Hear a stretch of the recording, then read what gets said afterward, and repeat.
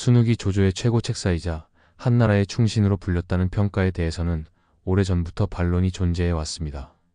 특히 후세의 유학자나 사학자들 중 일부는 그가 표면적으로는 한나라의 명분을 부여하는 역할을 했으나 실제로는 조조의 권력 기반을 제도적으로 정비하고 새로운 왕조 창건을 유도한 정치 설계자에 가까웠다고 분석합니다. 이러한 시각을 지지하는 핵심 근거는 정사 삼국지 순욱열전에 등장하는 상소문입니다. 순욱은 조조에게 올린 상소에서 고조 유방이 관중을 근거지로 삼아 천하를 얻었고 광무제가 한해를 기반으로 후한을 중흥시켰다며 조조 역시 연주를 토대로 천하를 평정할 수 있을 것이라 진언합니다. 이는 단순한 정치적 수사로 보기 어려운 조조에게 군주로서의 포지션을 자연스럽게 부여하는 발언으로 해석될 수 있습니다. 이 구절은 당시 조조가 아직 명목상으로는 한나라 조정의 재상에 불과했음을 고려하면 순욱이 조조를 황제로 만들 정치적 토대를 마련해 준 것이라는 비판이 가능한 대목입니다. 특히 조조가 헌제를 옹립하면서 한나라의 부흥을 외쳤던 초기의 명분과는 상당히 어긋나는 방향성을 보여주기에 순욱 스스로도 처음에는 유교적 명분을 수호하는 인물로 출발했지만 점차 조조 개인의 패권을 정당화하는 조력자로 변질된 것이 아니냐는 비판이 나올 수밖에 없습니다. 이러한 부정적 해석은 당나라의 시인 두목에 의해 본격화되었습니다. 그는 순욱을 한실의 충신이 아닌 조조의 황제 등극을 사전 기획한 인물로 간주하며 통렬하게 비판했습니다. 두목의 논리는 이렇습니다. 순욱이 만일 진정으로 유교적 명불론자이고 한나라의 충성을 최우선 가치로 여겼다면 조조의 권력 강화와 황제 권위의 실질적 와해에 직간접적으로 기여해서는 안 된다는 것입니다. 그러나 순욱은 황제를 허수아비로 만든 정치 공작의 핵심 브레인이었고 조조 정권의 명분을 정교하게 정비함으로써 실질적인 신왕조의 초석을 다진 인물이었다는 것입니다. 더 나아가 순욱은 단순히 조언을 넘어 조조에게 새로운 왕조 창건의 전략적 설계를 제공했을 수도 있다는 의심도 제기됩니다. 조조가 결국 스스로 황제가 되지 않고 아들에게 왕위를 넘겼다는 점에서 순욱이 조조 개인의 욕망이 아니라 조씨 일가의 시대를 설계하는 집단적 패권 전략의 핵심 브레인이었을 가능성도 있다는 것이지요.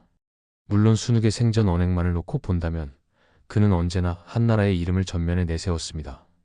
그러나 그것이 진정으로 한나라의 부흥을 위한 충정이었는지 아니면 조조 정권의 정당성과 정치적 확장을 위한 상징적 장치로서의 한나라 활용이었는지는 여전히 논쟁거리입니다.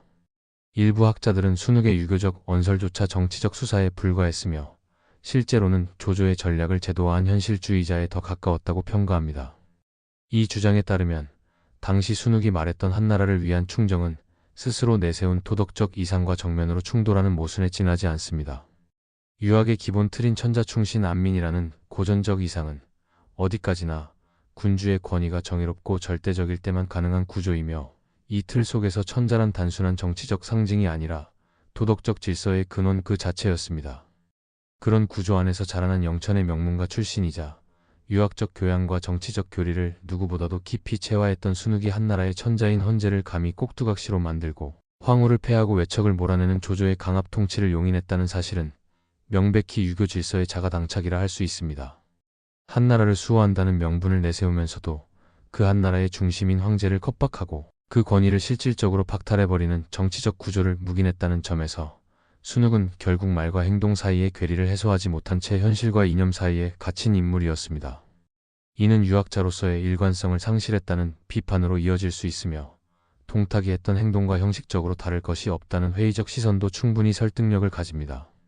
동탁은 무력으로 황제를 끌어내리고 스스로 권력을 휘둘렀던 인물이고 순욱은 직접 칼을 들지는 않았지만 그 권력의 기반이 되는 정치 구조를 설계하고 정당화한 장본인이라는 점에서 다를 바 없다는 것입니다. 특히 이러한 비판은 순욱의 정치 철학이 본질적으로 제세안민, 즉 세상을 안정시키고 백성을 편안하게 하는 데는 관심이 있었을지언정 반드시 한나라라는 정통 왕조에 대한 절대적 충성을 전제로 한 것이 아니었다는 주장으로 이어집니다. 다시 말해 순욱은 유교적 질서와 이념의 도구로서 한을 사용했을 뿐 그것을 지켜야 할 최종적인 가치로 여긴 것은 아니었다는 시선입니다. 긍정론자들은 여기에 대해 당시 정치인들 사이에서도 한나라와 천자를 구분하는 시선이 존재했다는 식으로 반박하곤 합니다. 예로 자주 언급되는 인물이 원소인데 그는 헌제의 권위를 인정하지 않았고 정통성의 근간으로서 한나라라는 이름 자체도 무시하거나 부정한 태도를 보였다고 알려져 있습니다. 그러나 여기서 반드시 짚고 넘어가야 할 부분이 있습니다. 바로 원소는 자신이 역심을 품고 있었기 때문에 애초에 한나라를 계승하거나 복원하겠다는 명분조차 갖고 있지 않았다는 사실입니다. 그는 천자라는 존재를 도구로 인식하고 그 위세를 빌려 자신의 정권을 정당화하려 했으며 실제로도 자신이 황제가 되려는 야심을 노골적으로 드러냈습니다. 반면 순욱은 조조에게 헌제를 옹립할 것을 직접 권한 인물이며 조조 정권이 한나라의 정통성을 빌려 정권의 명분을 세우는 데 있어 핵심 역할을 했던 장본인입니다. 다시 말해 순욱은 스스로 헌제를 천자로 인정하고 그 권위를 폭구하는 정치 설계를 주도했음에도 불구하고 막상 조조가 헌제를 겁박하고 권력을 탈취하는 상황에서는 침묵하거나 이를 제지하지 못했습니다.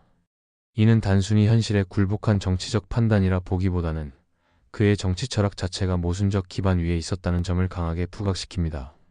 결국 순욱은 헌제를 앞세워 조조 정권에 명분을 부여하는 설계자였음에도 불구하고 조조가 헌제를 통제하고 정치적 권위를 무력화하는 과정을 방조함으로써 그가 말하던 한에 대한 충정은 결정적 순간에 실현되지 못하고 허망하게 무너졌습니다. 그리고 이는 그가 진정으로 한나라에 충성했다기보다는 그저 한나라라는 명분을 현실 정치의 수단으로 삼았던 것 아니냐는 의혹으로 이어지는 것입니다. 또한 순욱이 조조를 보좌하던 시기에 있었던 동승의 거병과 천자의 밀지 사건은 이 논란에 있어 매우 중요한 지점으로 작용합니다. 당시 동승은 황제의 친필 밀지를 들고 조조를 토벌하려는 의지를 천하에 공표했고 조조는 이를 반역으로 규정하여 강하게 제압했습니다. 이때 이미 조조는 사실상 황제를 겁박하고 있었으며 천자조차 조조를 견제하기 위한 정치적 행동을 감행했던 것입니다. 이러한 역사적 사실이 존재하는 상황에서 순욱이 조조가 황제를 실질적으로 장악하고 있음을 몰랐을 리는 없습니다. 그가 정세의 어두운 인물이 아니었음을 고려할 때 황제의 권위가 조조에 의해 실질적으로 무력화되고 있다는 사실을 누구보다도 먼저 인지하고 있었을 것입니다. 그런 상황에서 순욱이 여전히 조조에게 충성을 바치면서 한나라에 대한 충정을 말한다는 것은 분명 행동과 원술 사이의 괴리, 다시 말해 도덕적 불일치를 드러냅니다. 말로는 한을 위한다고 하지만 실제 행동은 한의 실질적 권위를 유린하는 조조를 방조한 것이 되기 때문입니다. 이것은 단순한 현실 정치와 이상 사이의 타협을 넘어 이상 자체의 정합성에 금이 가는 결정을 반복해왔음을 뜻합니다. 이러한 맥락을 바탕으로 일부 학자들과 평론가들은 순욱이 처음부터 한에 대한 충정을 절대적인 정치적 이념으로 삼은 인물이 아니었을 수도 있다는 관점을 제시합니다. 즉, 그는 실질적으로는 조조의 정권이 중원을 통일하고 안정을 가져오는 것을 목표로 하는 현실주의 정치가였고 한나라에 대한 충정이라는 명분은 일종의 정치적 수사이자 포장이었을 가능성이 높다는 것입니다. 그런데 문제는 조조가 점점 더 독자적 권력을 강화하고 순욱 자신이 기대한 정치적 영향력에서 벗어나 독주하기 시작했을 때부터 발생했습니다. 조조가 황제의 권위조차 필요로 하지 않는 존재로 부상하자 그간 조조를 자신의 손 안에 두고 정치적 수단으로 활용하고자 했던 순욱은 스스로의 통제력을 상실하게 되었고 그 통제력을 되찾기 위한 마지막 시도로 위공 등극권에 반기를 들었던 것입니다. 즉, 이 시각에 따르면 순욱의 위공 반대는 본질적으로 한에 대한 충정이 아니라 자신이 정치적 중심축으로 있던 질서가 무너지고 조조라는 권력자가 자신을 배제한 새로운 질서를 구축하려 한다는 위기의식에서 비롯되었다는 것입니다. 그리고 정치적 구도에서 패배한 순욱은 자신이 택할 수 있는 마지막 체면이 있는 퇴장 방식으로 한나라의 충신이라는 껍데기를 쓰고 죽음을 선택한 것이 아니냐는 해석입니다. 이를 뒷받침하는 정황으로 자주 언급되는 것이 바로 순욱이 자신의 기록을 전부 불태웠다는 사실입니다. 이는 매우 이례적인 선택이었으며 학자들 사이에서도 다양한 해석을 낳고 있습니다. 순욱처럼 고도의 정치적 식견을 가진 인물이 죽음을 앞두고 아무런 기록도 남기지 않았다는 점은 단지 겸손이나 절제의 문제가 아니며 오히려 자신의 정치적 행위가 후대에 어떤 방식으로 비춰질지를 의식한 정치적 소거 행위라는 주장이 제기됩니다. 실제로 유학적 전통에서는 비록 실패했더라도 자신의 이상을 후대의 기록으로 남겨 역사의 평가를 기대하는 것이 통상적입니다. 죽는 순간까지도 유서를 남겨 자신의 정당성을 변호하려 했던 수많은 유학자들의 예를 보면 순욱처럼 철저하게 기록을 소각해버리는 선택은 오히려 자신의 진심이 드러날 경우 평가가 더 악화될 수도 있다는 판단에서 비롯된 방어적 조치로 볼 수 있다는 것입니다. 특히 순욱이 단순한 군사참모가 아니라 정치 설계자이자 사상가로 평가받는 만큼 그가 죽음을 앞두고도 자신의 저작, 정치 철학, 행적에 대한 해석을 후대에 일절 맡기지 않겠다고 결단한 것은 매우 비정상적인 선택입니다. 그가 정말로 한에 대한 충정을 목숨처럼 여겼다면 그것을 어떻게든 남기고 싶었을 것이고 설령 조조가 그것을 금지했더라도 사후 누군가가 전할 수 있도록 간접적인 방식을 택했을 수도 있었을 것입니다. 그러나 순욱은 완전한 침묵을 선택했습니다. 이 사실 하나만으로도 그가 남긴 정치적 메시지의 진정성과 순수성에 대한 의심을 제기하는 이들이 존재하는 것도 무리는 아닙니다. 조조가 정말로 만고의 대역죄인이 되어가는 상황을 지켜보면서도 순욱이 그에 동조할 수 없어 자살을 선택했다면 최소한의 논리적 일관성과 도덕적 자기 방어를 위해 기록을 남기는 것이 상식적인 선택이었을 것입니다. 특히 유교적 전통이 지배적이었던 당대 사회에서 순욱처럼 한 시대의 정치 중심에 있었던 인물이 자신의 충정과 정치, 철학을 유언이나 유고 형태로 남기지 않았다는 점은 매우 이례적일 뿐 아니라 의도적인 침묵으로까지 해석될 수 있습니다. 즉, 만약 그가 진정으로 한나라의 정통성에 헌신했으며 조조의 폐업이 찬탈로 귀결되는 것을 참을 수 없어 죽음을 택했다면 그가 한왕실의 질서에 속아 조조를 도왔을 뿐이라는 점, 그리고 그 속임에 대한 참회를 바탕으로 죽음을 맞이했다는 점을 후세에 남겨야만 마땅했습니다. 무엇보다도 순욱은 단순한 문관이 아니라 조조 정권의 기획자이자 설계자였습니다. 천자를 허수아비로 만들고 궁정 권력을 장악하며 명분을 왜곡해 실제 권력을 정당화하는 작업의 중심에 있었던 인물이었습니다. 그런 그가 몰랐다, 혹은 조조가 그럴 줄 몰랐다고 말하며 모든 책임을 회피하고 기록조차 남기지 않은 채 침묵으로 일관했다면 이는 충신이라기보다는 책임을 회피한 정치 기술자에 가깝다는 비판에서 자유롭지 못할 것입니다. 특히 4세30이나 2세30처럼 당대의 정치적 평가는 혈통과 가문의 충성도에 크게 의존하던 구조 속에서 순욱이 자신의 후손과 가문을 위해서라도 기록을 남겨야 했다는 점은 더욱 중요합니다. 조조가 대역죄인으로 역사에 남을 가능성이 높았던 만큼 순욱은 후대 역사로부터 조조의 앞잡이, 역적의 동조자라는 낙인을 피하기 위해서라도 자신의 정치 철학과 선택의 맥락을 반드시 설명했어야 했습니다. 그러나 그는 이를 선택하지 않았고 오히려 모든 기록을 소각하는 극단적인 방식으로 자신을 역사의 무대에서 사라지게 했습니다. 이는 감성적인 비탄의 표현이라기보다는 정치적 책임 회피 내지 평가 조절을 위한 일종의 전략적 침묵이라는 해석을 가능하게 합니다. 결국 이러한 사실들은 순욱이라는 인물이 한나라에 충성한 인물이었는지에 대해 근본적인 의문을 던지게 만듭니다. 순욱에 대해 일반적으로 알려진 고결하고 충정 어린 이미지는 결과론적 재구성에 불과하다는 주장도 설득력을 얻습니다.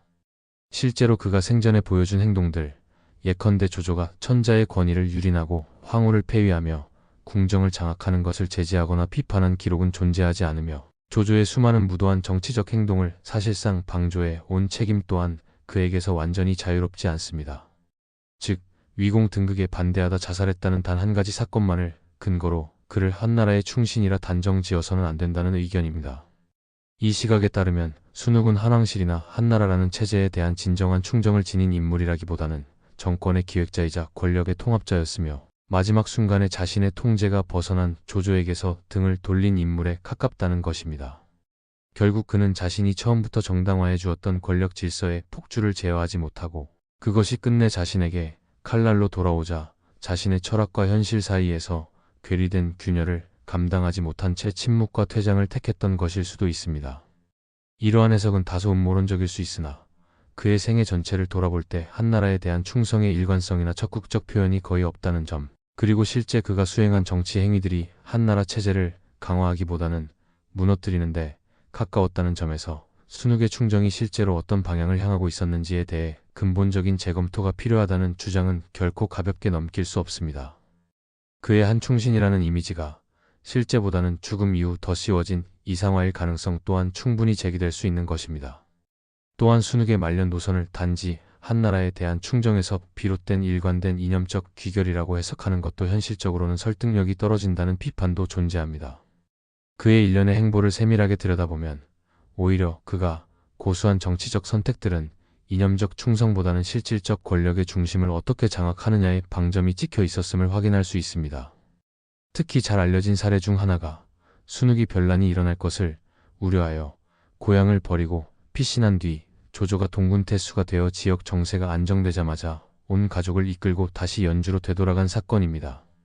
이는 유학적 이상론에 입각한 충신의 자기 희생과는 거리가 멀며 상황 변화에 민감하게 반응하며 유리한 정치적 거점을 선점하려 했던 실리적 판단으로 해석할 수 있습니다. 게다가 순욱은 조조에게 가장 강력한 정치적 지원군이자 인재 추천자로서 기능했지만 그가 추천한 인물들의 출신 성분을 보면 한 가지 공통점이 존재합니다. 바로 그들 대부분이 연주, 예주 등 허도 인근 지역 출신, 즉 순욱과 정치적 사회적 기반을 공유한 인맥이었다는 점입니다. 이를 흔히 순욱 피라미드라고 일컬으며 조조가 위나라의 중앙 정계를 형성할 때 실질적으로 영천 중심의 인재풀을 기반으로 정치 권력을 구축했다는 평가로 이어지곤 합니다. 예외라 할 만한 인물은 최염 정도에 불과하며 그 외의 주요 인물들은 대다수가 순욱과 같은 지역 혹은 순욱과 직접적인 교류가 있었던 인물들이었습니다. 이러한 사실은 순욱이 한나라의 충신으로서 대의를 중심으로 인재를 발탁한 것이 아니라 오히려 지연, 학연 중심의 연고주의적 인사 운영을 통해 예주 연주 호족 출신 정치 네트워크를 조조 정권에 이식하는 데 주력했음을 보여줍니다. 즉 그에게 있어 한나라의 재건은 하나의 이상이라기보다 예주 기반의 정치적 헤게모니 구축을 위한 수단에 가까웠다고 보는 해석도 충분히 가능합니다. 실제로 그가 천거한 인사들 중 외지 출신이나 몰락한 사족 출신은 드물고 정치적으로 주변부에 속했던 인물들에 대한 관심도 적었습니다. 이는 명백히 순욱이 조조 휘하에서 허도를 중심으로 한 정권 기반의 강화에 집중하면서 지역 중심의 권력 엘리트 구조를 세우는 데에 몰두했음을 암시합니다. 이러한 흐름 속에서 볼 때 순욱은 조조를 한나라 부흥의 도구로 생각한 것이 아니라 연주 예주 지역의 호족 세력을 한나라라는 명분 아래 중앙으로 끌어올리기 위한 일종의 바지사장으로 인식했을 가능성도 배제할 수 없습니다. 즉 그가 보여준 충정은 황실에 대한 무조건적인 신념이 아니라 자신이 속한 지역 정치 세력의 집단적 이해를 어떻게 실현할 것인가에 대한 전략적 태도였다고 봐야 할 것입니다. 이러한 맥락을 고려하면 순욱이 주도하고 조조가 이를 받아들여 형성된 연해주 중심의 권력 구조는 조조 정권의 뼈대를 형성하는 데에는 성공했지만 역설적으로 이후 조씨 일가와 진나라의 몰락을 초래하는 씨앗이 되었다는 평가도 가능해집니다. 이 연고 중심 정치체제는 중앙 권력의 폐쇄성, 친인척 중심의 정치 네트워크 고착화, 지방 호족의 이탈이라는 악순환을 낳았고 결국 조조의 후계자들이 정치적으로 고립되는 결과를 초래했습니다. 즉 순욱은 조조 정권이라는 거대한 정치체제를 설계한 동시에 그 내부 균열을 촉진시킨 구조적 원인 중 하나였던 셈입니다. 결과적으로 이러한 해석에 따르면 순욱은 한나라에 대한 충신이라기보다는 예주 사족들의 정치적 야망을 실현하기 위한 전략가에 가까우며 그가 조조의 찬탈 노선에 반대하다 죽음을 택한 건 역시 조조가 예주 기반의 정통성을 넘어서 전국적 권력체제를 완성하려는 시도에 반기를 든 결과였을 가능성이 크다는 의견도 제기됩니다. 다시 말해 순욱은 자신이 구상한 정권의 범위를 넘어서려는 조조의 권력 확대가 곧 자기 정체성과 지역 기반을 위협한다고 판단했기에 이를 저지하려 했던 것이며 그러한 맥락에서 그의 죽음은 조조와의 단순한 이념적 충돌이 아니라 정치적 주도권을 둘러싼 본질적 충돌이었다는 해석이 설득력을 얻고 있는 것입니다. 순욱의 행적을 바라보는 평가 중에는 그가 결코 단순한 기회주의자나 지역 패권주의자에 불과한 인물이 아니며 오히려 현실 정치의 한계 속에서도 한이라는 정치적 질서를 지키고자 노력한 유교 정치가였다는 긍정적 해석도 분명히 존재합니다. 특히 핵심 쟁점이 되는 것은 그가 과연 황실에 충성한 것인가, 황제에 충성한 것인가, 나아가 그가 정통성이라는 개념을 어디까지 받아들이고 있었는가에 대한 해석입니다. 먼저 당대에도 황제 개인과 황실 전체, 더 나아가 한나라라는 제국체계를 구분하는 시각은 존재했습니다. 원소가 헌재를 끝내 받아들이지 않고 독자 노선을 걸었던 것 역시 단순히 연의에서 묘사되듯이 무능해서라기보다는 헌재 개인의 정통성 자체에 대해 회의적이었기 때문이라는 주장이 설득력을 얻고 있습니다. 실제로 헌재는 권신 동탁에 의해 후소제가 폐위된 뒤 옹립된 인물로 즉위 자체가 정상적인 황위 승계와는 거리가 있었습니다. 여기에 이각각산안이 더해지며 천자는 제후들이 실질적으로 보호해야 할 존재이자 상징으로 기능하기는커녕 오히려 제후 간의 권력 투쟁에서 이용당하는 왕권의 허상으로 전락하고 있던 것입니다. 순욱은 이러한 현실을 냉정하게 파악했던 인물 중 하나였습니다. 그에게 있어 중요한 것은 허울뿐인 황제가 아니라 한나라라는 오랜 정치 질서 그리고 그것을 가능하게 했던 유교적 통치 이념의 존속이었습니다. 즉 황제 개인에게 맹목적인 충성을 다하는 것이 아니라 그를 통해 유지되는 체제 전체를 보호하려는 유교 정치가의 입장에서 행동한 것으로 보는 시각입니다. 이는 조조가 허도로 천도를 단행하고 헌재를 보호하며 한나라의 정통성을 유지하는 외형적 구도를 마련할 때 순욱이 이를 강력히 지지했던 배경이 되기도 합니다. 실제로 조조 휘하에서 순욱은 헌재를 정통성 회복의 상징으로 폭권시키는데 핵심 역할을 하였으며 그 이후에도 계속해서 황제를 정치의 상징이자 구심점으로 활용하는 조조의 전략적 전환에 협력하였습니다. 그는 조조의 권력이 아무리 커져도 한나라의 형식을 유지해야만 명분이 지켜지고 그 명분이 있어야만 위정이 타당성을 얻게 된다는 신념을 가지고 있었습니다. 이것이 순욱이 황제를 허수아비로 만들며도 그 틀은 유지하려 했던 이념적 이유이기도 합니다. 한편 조조가 헌제의 황후였던 폭황후를 패하고 동기인 등 황제의 외척을 숙청한 것을 순욱이 묵인한 사실에 대해서도 비판이 제기되어 왔습니다. 그러나 이 또한 당시 정치 질서를 이해하지 못하고는 단편적으로 평가하기 어려운 문제입니다. 순욱과 조조는 황실 외척과 환관 세력이 벌였던 국정농단과 권력 남용, 그리고 그로 인한 제국 붕괴를 생생하게 체험한 세대였습니다. 동탁 이전의 전국은 황제의 처가, 즉 외척이 권력을 장악하여 조정을 농락하고 황제의 정치력을 무력화시키는 구조였으며 환관은 사대부를 탄압하고 지방 호족을 분열시키는 가장 큰 위협으로 인식되고 있었습니다. 이러한 경험을 공유한 조조와 순욱에게 황제의 외척이라는 존재는 절대 경계해야 할 대상이었고 실제로 위나라 전반의 정치 기조는 외척 배제를 일관되게 견지하게 됩니다. 이러한 관점에서 볼 때 폭황후를 패하고 동기인을 자결시킨 조치 역시 유학적 명분과 공공성의 회복이라는 차원에서 일정한 당위성을 가졌다고 해석될 여지가 있습니다. 이는 감정적으로는 받아들이기 힘들 수 있어도 당시의 정치적 정당성 확보를 위해 불가피했던 결정이라는 것입니다. 물론 조조가 취한 방식이 과도하고 지나치게 잔혹했다는 점에는 많은 역사학자들이 동의하지만 순욱이 이를 묵인한 것이 단순한 권력 추종이 아니라 구조적 병폐 제거에 기반한 정치적 현실주의였다는 분석도 존재합니다. 더 나아가 순욱은 조조 정권이 그처럼 거친 방법으로라도 유학적 질서를 회복시키고 새로운 질서를 수립하는 데 성공할 수 있다면 일정 부분의 부작용은 감수할 수 있다는 정치적 결과주의적 태도를 가졌던 것으로도 해석됩니다. 이는 단순한 이념가가 아니라 현실 정치의 복잡한 변수 속에서 명분과 실리를 조화시키고자 했던 유교적 현실주의자로서의 면모를 보여주는 대목입니다. 이처럼 순욱을 단지 조조의 야망에 휘둘리다 사라진 인물로 규정하거나 반대로 무결점의 충신으로 단정하는 것은 지나치게 단선적인 해석일 수 있습니다. 그는 분명 조조의 권력이 왕좌를 향해 뻗어나가는 순간 이를 저지하고자 했습니다. 하지만 그 저지의 본질은 황제 개인을 향한 충성심이라기보다는 한이라는 유교적 질서와 명분 체계의 붕괴를 우려한 지식 엘리트의 결단이었다고 보는 것이 보다 타당한 해석일 것입니다. 또한 순욱이 생전에 자신의 기록을 불태웠다는 사실을 두고 부정적인 해석이 뒤따르기도 하지만 그에 대한 반론 역시 존재합니다. 순욱이 조조와의 결별 과정에서 남긴 어떤 기록도 존재하지 않는다는 점을 근거로 그가 자신의 잘못된 판단이나 조조에 대한 비판을 숨기기 위해 일부러 증거를 없앤 것이 아니냐는 의혹이 제기되어 왔습니다.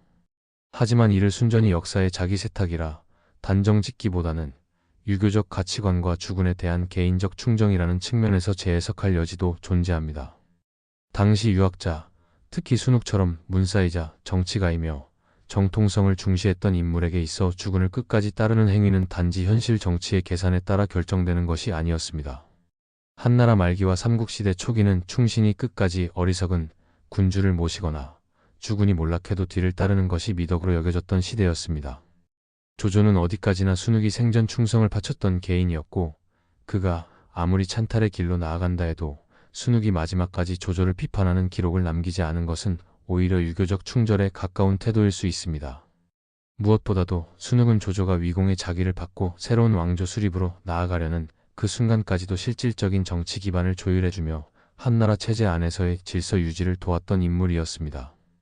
순욱이 한나라의 충신이라는 평가를 얻게 된 결정적인 이유는 단지 위공 책봉에 반대했기 때문만은 아닙니다. 그는 권력 찬탈이라는 정치적 전환점 앞에서 침묵하거나 동조하는 대신 자신의 생명을 걸고 이를 거부했다는 점에서 그 진정성이 평가받는 것입니다. 더 나아가 순욱이 자신의 기록을 인멸한 이유를 조조에 대한 실망감과 함께 그가 예측한 후세의 혼란을 우려했기 때문이라고 해석하는 시각도 존재합니다. 이는 단순한 자기 방어적 침묵이 아니라 보다 깊이 있는 정치적 자책과 후세에 대한 통찰에서 비롯된 행동일 가능성도 있다는 주장입니다. 실제로 조조가 자신의 정치적 기반을 굳힌 이후 그의 아들 조비가 한나라를 공식적으로 멸망시키고 위나라를 세웠으며 이후 사마이-사마소-사마염으로 이어지는 일련의 흐름은 위나라를 넘어 진나라를 낳게 했습니다. 그리고 이 진나라가 오래가지 못하고 멸망하면서 중국 역사상 가장 극심한 분열기 중 하나인 위진 남북조 시대라는 최악의 난세가 도래하게 됩니다. 이러한 역사적 흐름을 감안할 때 당시 이미 예지적인 판단과 역사 인식으로 명성이 높았던 순욱이 이러한 결과를 어느 정도 예상하고 있었다는 추측은 설득력을 가질 수 있습니다. 조조가 위공에 오르는 그 순간이야말로 김평화의 꿈이 산산이 부서질 계기가 될 것이라는 불길한 예감, 그리고 자신이 조조 정권을 설계하고 뒷받침한 인물로서 그 무너지는 정치 이상의 책임을 느꼈을 가능성은 충분합니다. 만약 그가 조조의 폐업을 통해 이루고자 했던 한나라의 정통 회복이 결과적으로 새로운 찬탈과 혼란의 서막이 되었다고 판단했다면 그는 단지 조조에 대한 비판이나 자기 정당화를 넘어 후세의 해석 자체를 거부하는 방식으로 생을 마무리하고자 했을 수도 있습니다.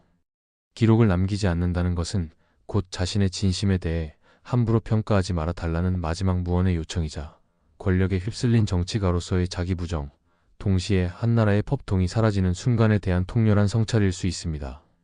정리하자면 순욱은 분명 한나라의 질서를 유린하는 조조의 정치 행보를 묵과했고 헌재의 권위를 활용함으로써 실질적으로 그를 정치 도구로 삼았으며 끝내 조조에게 끝까지 충성을 바친 인물이었습니다. 따라서 이러한 그의 행보 자체만을 놓고 보자면 역적에 가까운 인물이라는 비판은 일정 부분 타당성을 지닙니다. 실제로 순욱을 옹호하거나 비판하는 견해는 오래전부터 꾸준히 공존해 왔습니다. 그러나 한편으로는 그는 당시처럼 혼란스럽고 생존이 불안정한 정치 환경 속에서 한나라라는 국가의 이상과 조조라는 권력자 사이의 균형점을 실리적으로 모색하려 했던 것으로도 해석할 수 있습니다. 이는 단순한 기회주의가 아닌 한나라라는 이상에 충실하되 헌재라는 존재에는 냉정했던 그 시대 엘리트 지식인의 정치적 생존 방식이기도 했습니다. 결국 순욱은 한나라와 조조, 두 정치 질서에 동시에 충성한 특이한 사례로 평가되고 있으며 이중적인 충성의 구조는 오늘날에도 충분히 해석 가능한 정치적 태도로 여겨지고 있습니다. 이러한 복합적 충성의 구조는 우리 역사에서 고려 말기의 충신 정몽주와도 유사한 면모를 보입니다. 정몽주 역시 충절의 상징이었지만 실제로는 개혁 군주였던 공양왕을 폐위시키는 데까지 앞장섰던 인물이기도 합니다. 그럼에도 그는 고려 왕조의 멸망을 막고자 끝까지 저항하며 생을 마쳤습니다. 이처럼 국가와 정권, 이상과 현실을 구분하며 충성했던 인물이라는 점에서 정몽주와 순욱은 매우 유사한 정치적 위치에 있었던 것입니다.